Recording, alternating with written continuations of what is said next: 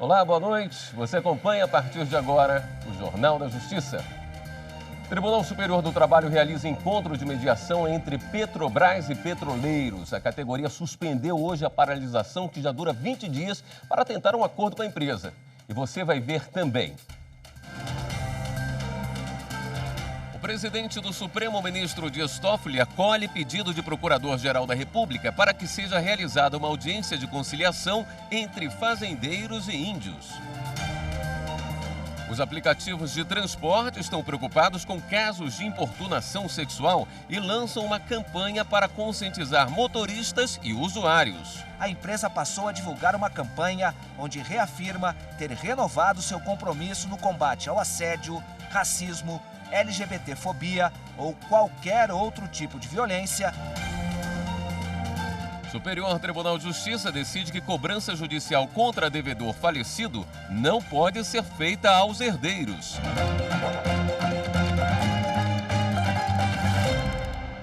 O ministro Ives Gandra Martins Filho, do Tribunal Superior do Trabalho, conduziu hoje aqui em Brasília uma reunião de mediação entre a Petrobras, a Federação Única dos Petroleiros e os sindicatos de trabalhadores na indústria do petróleo de diversos estados. Nós vamos falar ao vivo com o repórter Rafael Oliveira, que acompanhou a reunião que terminou agora há pouco. Oi, Rafael. Boa noite. Olá, William. Boa noite para você. Boa noite a todos que acompanham o Jornal da Justiça. A greve foi iniciada após as demissões ocorridas na fábrica de fertilizantes do Paraná, Araucária Nitrogenados, a ANSA, empresa subsidiária da Petrobras. O ministro do TST, Ives Gandra, já havia considerado a greve ilegal e disse que só aceitaria sentar à mesa para negociar com a categoria caso a paralisação fosse suspensa imediatamente. As entidades sindicais concordaram. Hoje, durante todo o dia, as partes estiveram reunidas aqui no TST para definir os detalhes do acordo. A Petrobras manterá a atual tabela de turnos, ou seja, aquela implantada a partir de 1º de fevereiro de 2020. Esta tabela valerá até o limite de 25 dias após a assinatura do acordo firmado em relação às novas tabelas apresentadas pelos sindicatos envolvidos. Sobre as demissões da ANSA, empresa ligada à Petrobras no Paraná, ficou definido que dia 27 de fevereiro vai ocorrer aqui no TST uma nova discussão com a presença dos representantes da empresa e do sindicato correspondente. O acordo prevê que serão descontados dos salários metade dos dias efetivamente não trabalhados e o restante será compensado no banco de horas. Também não haverá punição nem advertências escritas pelo fato da greve ter sido pacífica. As férias que haviam sido suspensas também serão reagendadas. E o Tribunal Superior do Trabalho também autorizou a Petrobras a descontar as mensalidades associativas no valor de quase 2,5 milhões para ressarcimento dos danos causados durante a paralisação. O ministro do TST, Ives Gandra, concedeu hoje à tarde uma coletiva de imprensa sobre o assunto. Vamos assistir um trecho. Conseguimos resolver a questão dos turnos, da tabela de turnos, conseguimos resolver, de certa forma, também a questão de dias parados, a questão das multas, e agora ficou para quinta-feira que vem uma mesa de negociação em relação à questão da ANSA, das demissões, da questão da empresa, mas fora do dissídio, exatamente porque não fazia parte da discussão. Discutimos questões de petroleiros e agora fica a questão de quem trabalha na empresa de fertilizantes. O ministro do Supremo Tribunal Federal, Gilmar Mendes, negou habeas corpus e manteve a execução provisória da pena do ex-governador de Roraima, Neudo Campos. Ele foi condenado a 7 anos de prisão em regime fechado pela prática de peculato. Segundo a denúncia, quando era governador, Neudo Campos chefiava um esquema que inseria na folha de pagamento do Estado pessoas que não trabalhavam. E o dinheiro dos salários era distribuído entre os aliados. O caso ficou conhecido como Escândalo dos Gafanhotos, que desviou 300 milhões de reais entre 1998 e 2002. Para o ministro Gilmar Mendes, os fatos que levaram à condenação aparentam gravidade suficiente para a manutenção da prisão. Superior Tribunal de Justiça decide que cobrança judicial contra devedor já falecido não pode ser redirecionada aos herdeiros. Em 2008, um banco privado ajuizou a ação cobrando uma dívida de financiamento imobiliário contra um homem sem saber que ele havia falecido. Ao receber a notícia da morte, a instituição bancária passou a cobrar os herdeiros na mesma ação. O banco alegou que não foram pagas 159 prestações e a dívida já estava em quase 5 milhões de reais. Os herdeiros se defenderam, dizendo que não sabiam do débito e a instituição financeira esperou 13 anos para iniciar a cobrança. Além disso, a casa já tinha sido vendida, portanto, não entrou no inventário. Com base em precedentes do STJ, a terceira turma entendeu que a execução não poderia ter sido simplesmente direcionada aos sucessores, já que não foi estabelecida a relação processual com o devedor original, sendo necessário novo ajuizamento da ação contra o espólio ou os herdeiros. A relatora do processo foi a ministra Nancy Andrighi. O advogado que representou os herdeiros nesse processo explica que a decisão do STJ está prevista no Código Civil sobre o ajuizamento de ação. Desde o ajuizamento da execução, a condição legitimidade das partes não existia, porque o devedor principal já era falecido. Por outro lado, agora se houver o falecimento do devedor no curso do processo, aí sim é possível a substituição processual. Por quê? Porque é um fato superveniente ao processo. No próximo bloco, você vai saber como os criminosos estão usando recursos de tecnologia para aplicar novos golpes.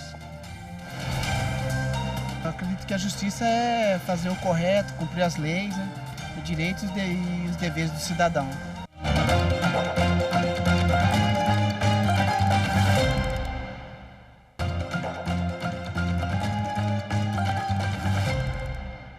O presidente do Supremo, o ministro Dias Toffoli, acolheu o pedido do Procurador-Geral da República, Augusto Aras, para que seja realizada uma audiência de conciliação entre fazendeiros e índios da etnia Guarani-Kauá, de Mato Grosso do Sul.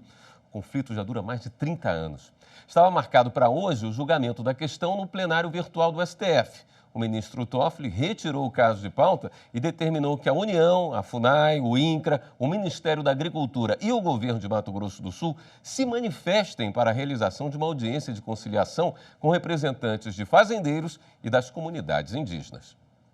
O Superior Tribunal Militar manteve, por maioria de votos, a condenação de um ex-soldado da Força Aérea Brasileira pelo crime de homicídio doloso, quando há intenção de matar. Em 2017, o ex-militar atirou em um colega que estava em serviço dentro de uma vila militar. A vítima morreu no local. A primeira instância condenou o réu a pena de 6 anos de reclusão, por entender que o acusado assumiu o risco de matar. Ele foi julgado com base no artigo 205 do Código Penal Militar, na modalidade de dolo eventual. Diante da condenação, a defesa recorreu ao Superior Tribunal Militar. O advogado pediu pela reforma da sentença para considerar a condenação com base no artigo 206 do Código, quando não há intenção de matar. Paralelamente, o Ministério Público Militar exigiu manter a pena aplicada anteriormente. O primeiro julgamento do recurso aconteceu em setembro do ano passado. O ministro relator do caso, Francisco Parente, votou pela manutenção da sentença na primeira instância. Mas o ministro José Coelho Ferreira pediu vista para analisar o aspecto subjetivo da conduta atribuída ao apelante. No retorno de vistas, o magistrado apresentou o voto que divergiu da maioria do colegiado. Não se trata aqui de compensar por culpa concorrente, mas de delinear até onde o autor estava disposto na brincadeira. E o que ficou claro foi a intenção de, por mais grave que fosse, apenas apontar a arma e ameaçar o colega por brincadeira, mesmo que isso infringisse todo o dever de cuidado que lhe cabia. Ele concluiu seu voto por reformar a sentença, para que o réu fosse condenado por homicídio culposo. Mas a maioria do colegiado entendeu que o ex-soldado da Força Aérea Brasileira agiu com dolo eventual e mantiveram a sentença da primeira instância a 6 anos de reclusão. Símbolos de poder, de posição hierárquica, as vestes talares têm o objetivo de destacar as pessoas que as utilizam das demais, dando especial representatividade. O juiz usa toga, enquanto advogados e integrantes do Ministério Público utilizam a beca. É o que mostra o livro A Toga e a Beca, lançado no STJ. um elemento que chama a atenção e é indispensável durante sessões de julgamentos. A capa preta, oficialmente chamada de toga ou beca, faz parte do traje usado por ministros, juízes, advogados. Embora becas e togas sejam muito parecidas, para os juristas há uma diferença primordial. Só os juízes usam togas. Os demais atuantes no ramo do direito utilizam becas. As vestes judiciais, ela tem um propósito de mostrar o respeito que os prolatores da decisão têm com a própria justiça. A justiça, que é um valor supremo para a população de qualquer país, para a nação. Portanto, as vestes judiciais não de ser um ato de vaidade, de ostentação, é apenas uma formalidade de respeito à justiça. A história dessas vestes foi escrita no livro A Toga e a Beca, Vestes Talares, da escritora Kátia Albuquerque. É uma identidade, é um signo muito próprio, não é, do poder e da autoridade dos magistrados, dos defensores, dos promotores, procuradores e advogados. Então, distingue, todo mundo sabe, existe alguém da justiça nesse ambiente. Então, é a imagem que ficou solidificada, é uma imagem muito importante, que traduz muito respeito, muita confiança, muita credibilidade para a sociedade em si. No livro, Kátia Albuquerque fala sobre a influência da igreja e das universidades no processo que consolidou o uso das vestes talares em mais de 2.000 anos de história. É uma veste antiquíssima, tem mais de 2.000 anos, mas a gente tem um ponto que ficou mais conhecido na Idade Média, a partir dos clérigos, a partir das universidades, que foram fatos concomitantes naquele momento. A autora também reúne na obra fotos e ilustrações de diferentes togas e becas usadas ao longo dos séculos e explica que as vestes são as mesmas, tanto para homens quanto para mulheres. O livro tem um prefácio do ministro do STJ e corregedor do Conselho Nacional de Justiça, Humberto Martins, que conheceu de perto o trabalho da escritora. Quando eu era desembargador em Alagoas, a Kátia Albuquerque sempre se destacou no cerimonial, uma pessoa estudiosa, professora, com cursos fora de Alagoas, com mestrado na área, e é, se eu não me engano, um dos poucos livros escritos no Brasil com relação ao cerimonial. É uma obra muito interessante. Eu sou uma pessoa que sempre aprecio muito a história e as tradições. E isso aqui, sem dúvida nenhuma, traz aqui a razão de ser dessas vestes talares, do porquê que elas existem, explicando as suas origens históricas. Com o avanço da tecnologia, criminosos estão usando recursos para aplicar novos golpes. Em São Paulo, o Procon alerta para 2 novos tipos. Acompanhe na reportagem. De repente, o telefone toca, mas o curioso é que o número que está chamando é o mesmo que o seu. Um fato estranho. E aí, o que fazer? Tiraria o print para deixar registrado e atenderia, mas sem qualquer expectativa. Pois é, mas é melhor não atender, porque é um novo tipo de golpe. Em São Paulo já foram registrados alguns casos. E o Procon constatou que é uma nova forma de tecnologia para roubar os dados do celular. Verificando pelo visor que o número que te liga é o seu, não atenda, recuse a ligação. Fraudadores estão aplicando golpes e eles só precisam de 10 segundos da ligação para roubar os seus dados. Outro alerta é para quem usa o cartão de crédito por aproximação. Também em São Paulo, o Procon está promovendo uma campanha para evitar mais problemas durante o carnaval. Sabe a nova tecnologia NFC? Ou seja, você não precisa inserir o seu cartão na máquina. Basta aproximar e já é feito o débito. Pois é, os bandidos descobriram isso.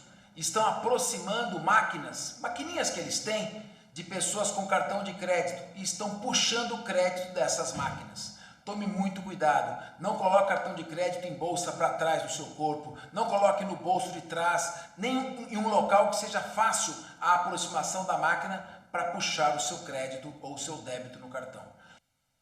A seguir, aplicativo de transporte lança campanha para combater assédio, racismo e homofobia. E agora, no intervalo do jornal, você vai ver mais um episódio da série Aqui Tem Justiça, que aborda a agressão a mulheres em Mato Grosso. Justiça, para mim, é igualdade de direito, que todo mundo tem o seu direito.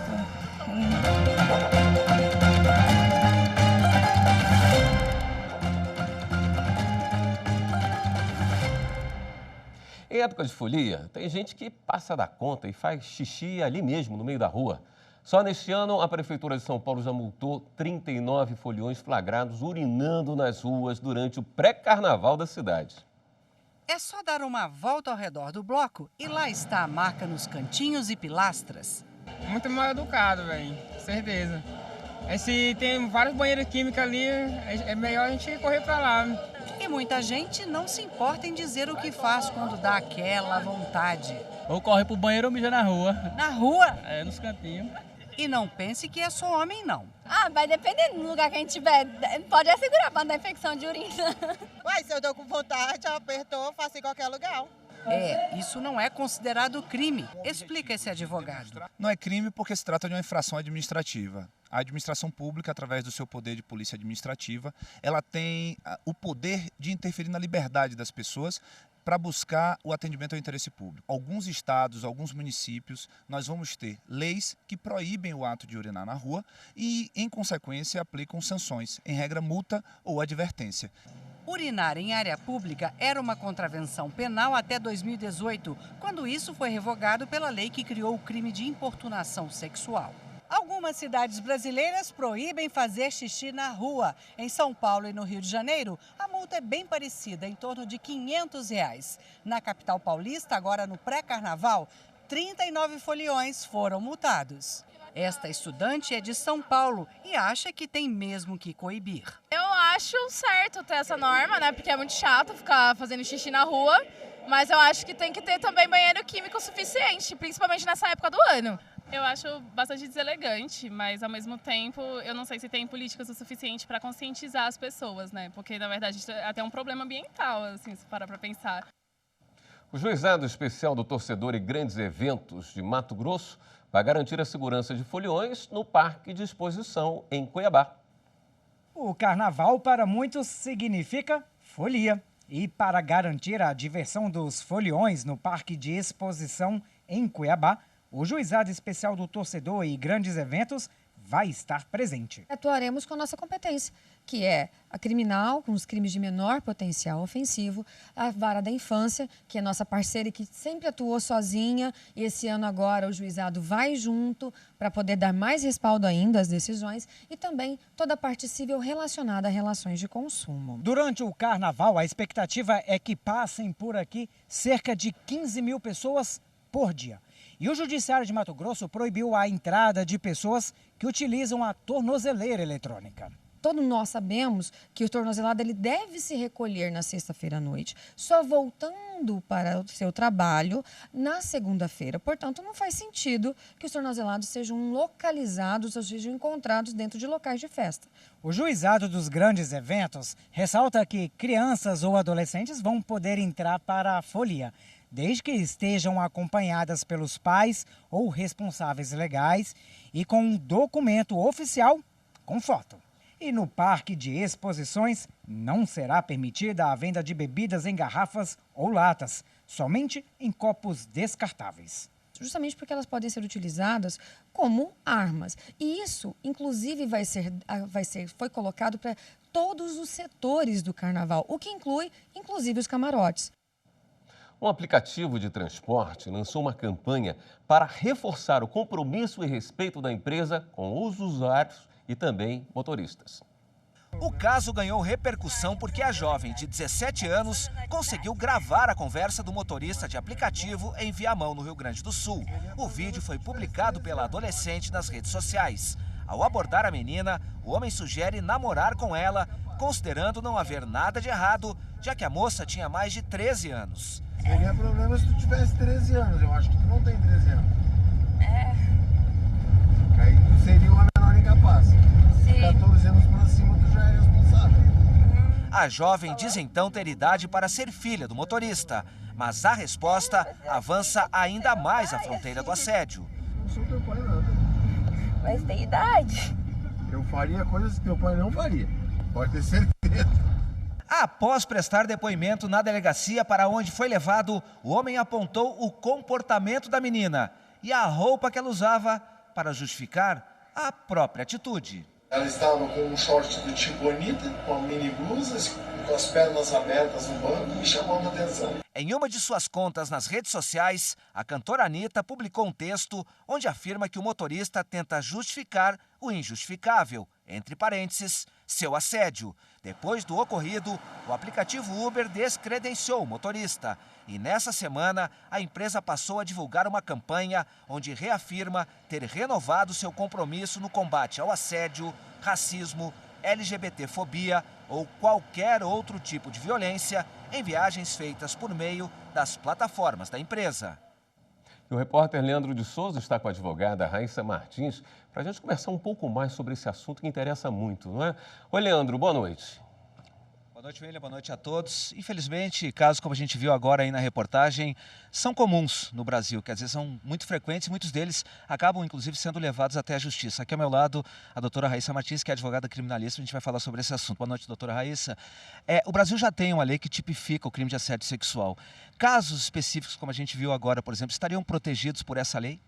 Boa noite a todos. Eu entendo que o assédio, ele é uma conduta que não são todas elas que estão previstas na legislação penal.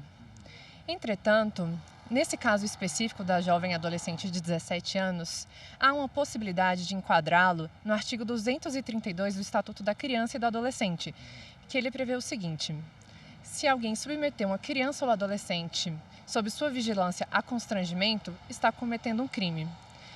Agora, se fosse uma mulher maior de 18 anos, a cantada não seria um crime.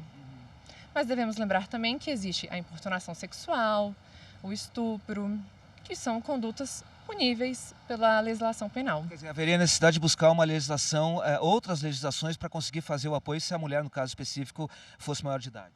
Com certeza. Nessa situação de uma cantada específica, não teria a cobertura da legislação penal. Apenas uma situação civil, um dano moral ou qualquer coisa nessa situação. Não seria o caso de se fazer uma discussão a respeito de tipificar, por exemplo, casos como a gente viu agora na reportagem, dentro da própria lei do assédio sexual? O assédio sexual, especificamente, ele diz respeito a condutas praticadas dentro de uma relação de trabalho. É preciso que tenha um superior hierárquico constrangendo alguém para se favorecer sexualmente. Portanto, já nessa situação da cantada, realmente é necessário uma nova legislação, algum lugar para prever, impor limites para uma conduta que possa importunar a dignidade ou a sexualidade do homem ou da mulher. Rapidamente, a pessoa que sofre um tipo de assédio, a mulher especificamente, o que ela deveria fazer, por exemplo, que providência ela deveria tomar para poder ter a garantia de que ele pode recorrer ao judiciário, por exemplo? A mulher, especificamente, ela pode procurar a Delegacia Especializada da Mulher ou o Ministério Público, um advogado. Qualquer uma dessas pessoas, desses órgãos, vão poder auxiliá-la para a proteção dos seus direitos. E se possível, gravar também, né? Com certeza. Hoje nós temos o celular, que é o nosso maior meio de comunicação, mas também de angariar provas. Obrigado pela entrevista, pela gentileza da sua presença aqui. Muito obrigada. William. Obrigado, Leandro. É hora de dar um giro na rede para saber as últimas notícias.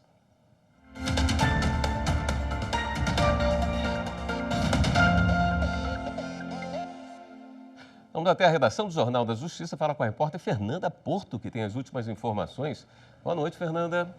Boa noite, William. Boa noite para todos que nos acompanham.